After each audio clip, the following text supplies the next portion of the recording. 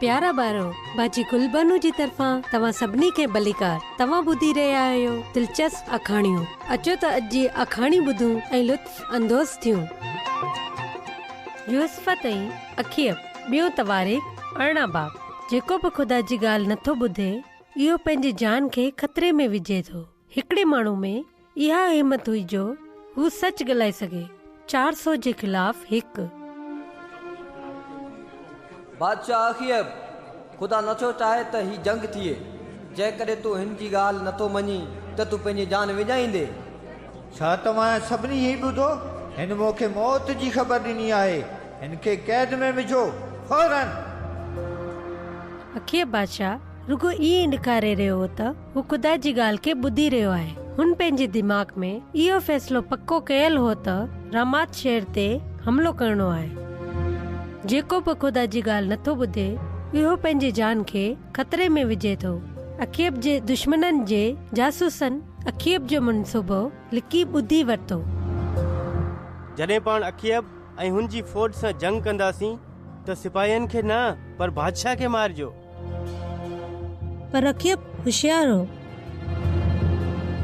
यूसुफ़ बादशाह, मां पंहिंजा कपिड़ा बदिलाईंदुसि, पर तूं पंहिंजे बादशाही कपिड़नि में ई रहिजां ऐं पोइ असीं ॿई जंग लाइ वेंदासीं। यूसुफ़ बादशाह साणस गॾु वियो। मूंखे समझ में न आयो त हुन ख़ुदा जी ॻाल्हि छो न ॿुधी। बाक़ी हू हमेशा ख़ुदा जी मदद सां फ़ैसिलो कंदो हो। ही हिकु मुश्किल जंग हुई ऐं दुश्मननि जो निशानो रुगो बादशाह हो।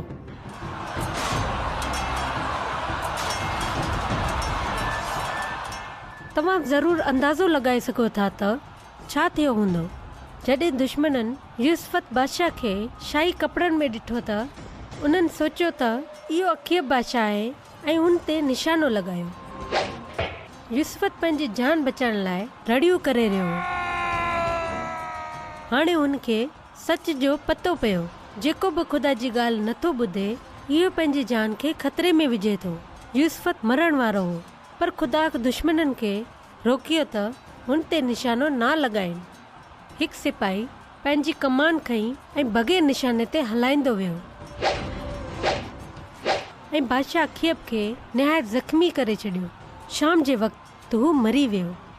हुन पंहिंजी जान विञाए छॾी छो त हुन ख़ुदा जी ॻाल्हि खे न ॿुधी हुई ऐं यूसुफ़ खे होश में आंदो वियो। छा हाणे हू कॾहिं बि ख़ुदा जे बग़ैर को फ़ैसिलो कंदो? जेको बि ख़ुदा जी ॻाल्हि नथो ॿुधे इहो पंहिंजी जान खे ख़तरे में विझे थो। यूसुफ़ बादशाह इहो रस्तो चूंडियो जिते हू ख़ुदा जे साथ जे बग़ैर हलियो। उन खां पोइ हू उन्हनि सभिनी ॻाल्हियुनि लाइ शर्मिंदा हो। जॾहिं तव्हांजा आस पास वारा दोस्त बि इहो सोचे त ख़ुदा जी ॻाल्हि ॿुधण में को फ़ाइदो न आहे त पोइ उन मच्छी जीअं थी वञो जेका वहंदे पाणी जे साम्हूं हलंदी आहे। इहो न सोचियो त ॿिया छा सोचींदा, पर ख़ुदा जी ॻाल्हि ॿुधो ऐं उन्हनि माण्हुनि खां मशवरो वठो जेके मसीह खे ॼाणनि था ऐं उन खां प्यार कनि था।